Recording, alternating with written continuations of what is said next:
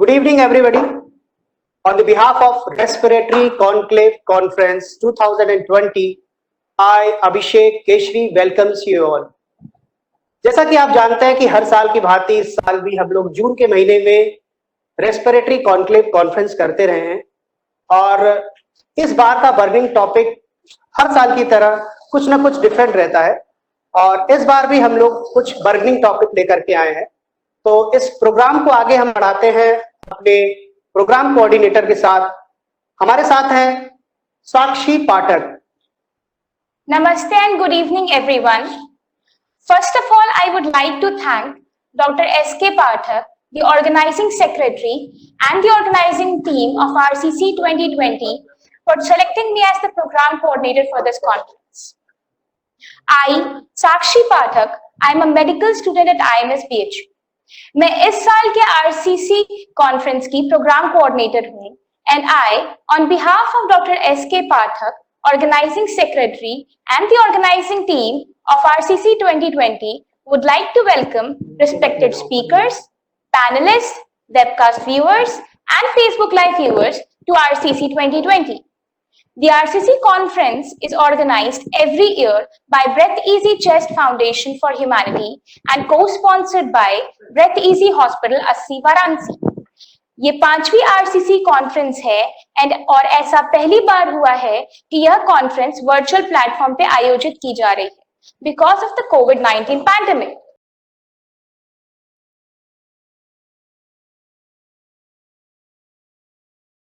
Now I would request Kuleria sir to continue with the session 2. Okay, thank you very much. And let me take this opportunity first to congratulate Dr. Pathak and the entire group of Breathe Easy and the Chest Foundation for Humanity for conducting this respiratory conclave at a very challenging time and doing it in a wonderful manner. I've been asked to really talk on management of dyspnea in COVID-19 pandemic. So I'll first briefly give an overview of what COVID-19 is all about and then how dyspnea is linked to that. For almost 20 years, we've been worried that we will have a pandemic which will be causing respiratory problems.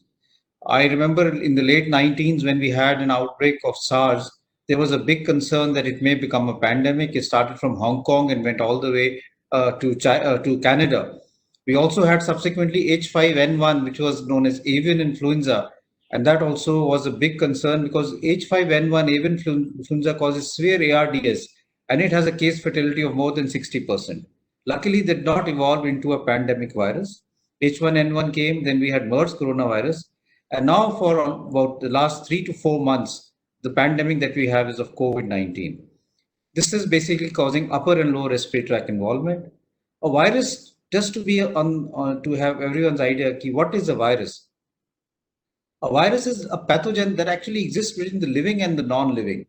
It actually hacks the host machinery and forces the host cells to make copies of itself, and that's why it replicates. Therefore, it needs the host to be able to spread itself from one person to the other. The way respiratory viruses spread are basically through aerosol route or through contact and through surfaces. Now, if we look at dyspnea, which is also something, what do you understand by the term dyspnea? Dyspnea, in a layman's term, it will be कि सांस चढ़ रही है, सांस खुल के नहीं आ रही है. So it is a subjective sensation of the feeling of breathlessness. And that is what is very important to understand कि if one is saying that he is not able to breathe or he is a subjective sensation of a normal sensation of breathlessness, it becomes dyspnea. It is not linked with high respiratory rate. You may have a person who may be an athlete. He may run 100 meters, his respiratory rate may be high, but he will not complain of dyspnea. And you may have an obese person who may walk 10 steps. His respiratory rate may not be that high, but he will complain of dyspnea. Therefore, it's a subjective sensation, और उसको हम dyspnea कहते हैं. When we as respiratory physician think of dyspnea, we think of dyspnea mainly from respiratory point of view. But for us, it is very important to remember that dyspnea can have multiple causes, and it is even more important in this era of COVID-19.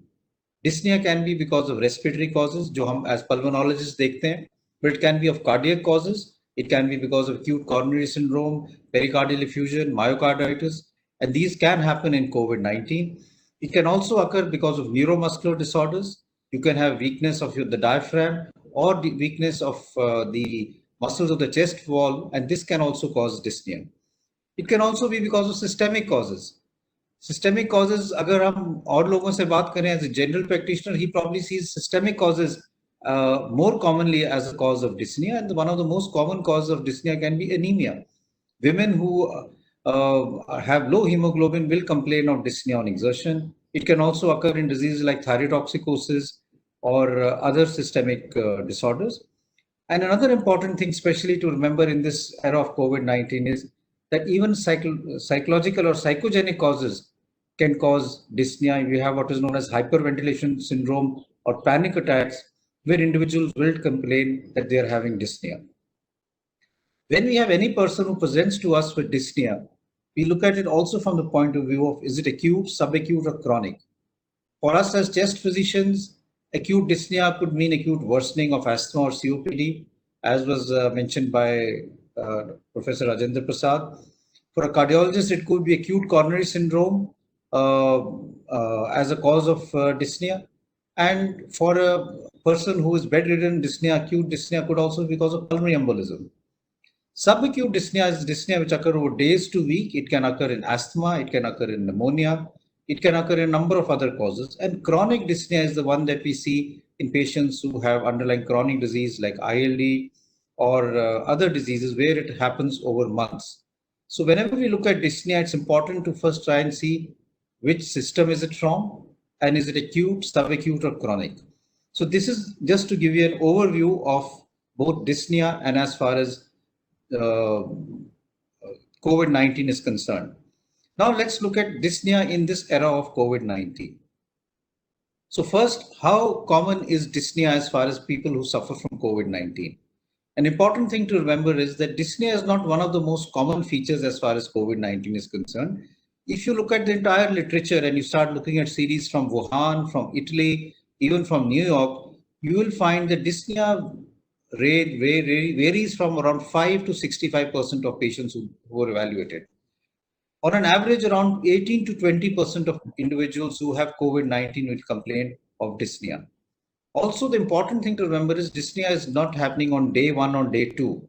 Normally, dyspnea or breathlessness starts happening usually on the 4th to 8th day in patients with COVID-19. So it's a later onset, and sometimes it's been reported to occur even after 10 to 14 days of a person becoming positive by RT-PCR for COVID-19. So it is usually not the presenting feature. There is also a very important paradox that we need to keep in mind, that there are individuals, and this is very well described for COVID-19, who will have low saturation. Oxygen saturation will be very low, but they will not complain of dyspnea. A term has been used for this known as happy hypoxia. That is, you are hypoxemic, but you don't realize it, and that's why the term happy hypoxia is used. And we see many such patients. Just 2 days ago, I saw a patient young person with COVID-19. He had extensive mediastinal emphysema. There was air in his around the trachea, around the pericardium. He has surgical emphysema, lot of ground glass shadows on the CT scan in the lungs. Saturation was around 88, 90. But he said he has no problem, no breathing difficulty. He was talking on the phone to his family members while he was in our ward. And therefore, it's a paradox that we see very commonly. That is the so-called happy hypoxemia. That is why the absence of dyspnea does not mean that a given individual does not have low oxygen saturation. And that is why monitoring saturation in these patients is very, very important. Why does this happen? And this is something which people are not very sure of. Why is it that you are having low saturation, but you are not complaining of dyspnea? Some people have argued that this could be because you don't wash out your carbon dioxide. You wash out your carbon dioxide does not rise, and therefore in the brain there is no stimulation as far as the respiratory center is concerned for the sensation of dyspnea. There are others who have said that there are microclots which occur as a part of hypocoagulable state in COVID-19, and therefore because of these hypoclots and the ventilation perfusion dysfunction, it doesn't lead to that much sensation of dyspnea. A more recent theory even suggests that because of the inflammation that happens and the fact that this virus, the spike protein of this virus attaches to the ACE2 receptors in the lung. These are close to what is known as the C fibers or the J receptors. And once these are involved, it is argued that they may decrease the sensation of dyspnea. And that is why these people don't have the sensation of dyspnea even when their oxygen saturation is low. Therefore, I think one important lesson that we've learned is that these individuals who may not complain of breathlessness, may not complain of dyspnea, do have low oxygen saturation, and that needs close monitoring. Sometimes saturation may be borderline, and what we do is we will do either make them walk, a 3-minute walk test or a 6-minute walk test. We have found that even a 3-minute walk test is equally good as compared to a 6-minute walk test. And then we see whether there is a fall in oxygen saturation. And if the saturation falls, then this is taken by us as a warning sign. Remember, now a large number of COVID-19 patients are going into what we call home isolation. They're positive, but they stay at home, and sometimes they don't find that they are that symptomatic, but the saturation starts dipping to 92, 93. Today, only I had seen another patient whom we are now shifting, whose saturation, staying at home, saturation has now come down to 92, and despite high flow oxygen is not going up. So sometimes you have a very high index of suspicion, because dyspnea is not a very common complaint as far as these patients are concerned. So I think it's important for us to remember that when we see patients who are of COVID-19, we should keep in mind that dyspnea and and hypoxemia don't go hand in hand. In terms of managing these patients who are having breathlessness, a lot of things that we can do. One is, of course, like I said, that they need oxygen monitoring, because oxygen can be much lower than what patient feels. Another good strategy which has come is what we call conscious proning. If you have a person whose saturation is on the lower side, the simplest thing you can do is to ask him lie on his stomach, lie on the prone position. And it has been shown that by proning, as we would do in patients with ARDS who had refractory hypoxemia, even in these patients, the saturation tends to go up.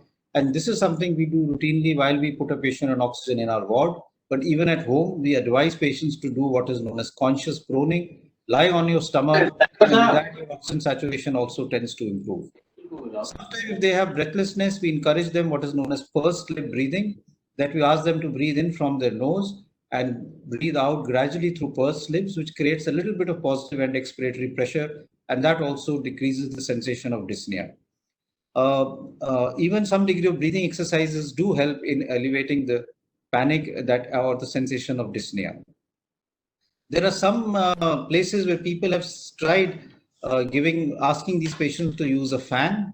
We don't encourage that in patients who are having dyspnea, because fan can lead to aerosol dissemination, and that can lead to further spread of infection in the environment. And patients with dyspnea are usually advised not to have a fan in front of them while they're coughing or breathing, because although this may give them a relief, because the air hitting the face gives a relief as far as dyspnea is concerned, it can lead to further aerosol generation and spreading of the aerosol. So it's an important thing to remember. If these patients become more sick, that is, despite oxygen and conscious proning, they are becoming more sick, then they do land up in the ICU requiring ventilatory support. The protocol here for patients who are hypoxemic or dyspneic is slightly different from what is the standard protocol for ARDS. And that is the reason why two phenotypes have been described, the L phenotype and the H phenotype as far as COVID-19 is concerned. The L phenotype is the one which has low elastance in the lung. The lung actually shows good compliance, and here your focus has to be to decrease the work of breathing. These patients are breathing very rapidly because of dyspnea, and they cause more lung injury because of that. So what we usually say is that these are the patients who benefit from high flow oxygen through what we call HFNC, or using a rebreathing mask. One should keep, if they're ventilated, the PEEP is kept at low, and these are the patients who can be given even a high tidal volume. They actually cause what is known as PCILI, persons or self-induced lung injury. So these individuals, by breathing very rapidly in this phenotype of ARDS, cause self-induced lung injury. And that is why here the management is slightly different. from what is the H type, the other phenotype, where we treat as standard ARDS treatment strategy.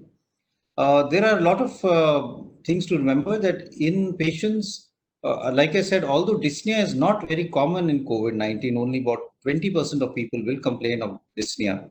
If dyspnea occurs in patients who are on home isolation, it is a warning sign that they are worsening. And among the other warning signs, which include confusion, chest pain, bluish discoloration of nails and lips, these are signs which mean that these patients should come to hospital and need immediate hospitalization. So it's important for us to be able to understand that dyspnea itself can have, may not be a major presentation for COVID-19, but patients may be hypoxemic and it occurs much later.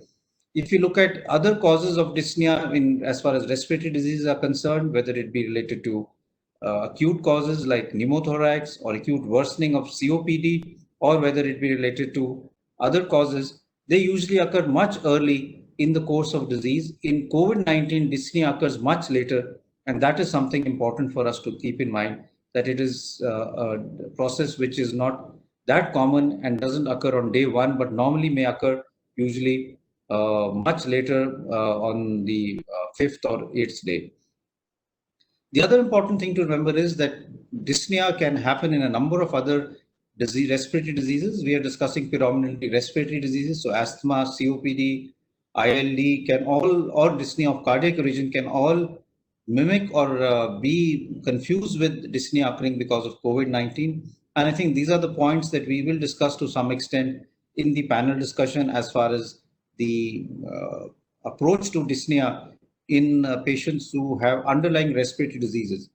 In many respiratory diseases, the approach is quite similar than what it would be in the non-COVID era, except for making sure that whatever you do, you should not lead to more aerosol generation, and that should not cause a higher chance of the healthcare workers or the other family members getting the infection.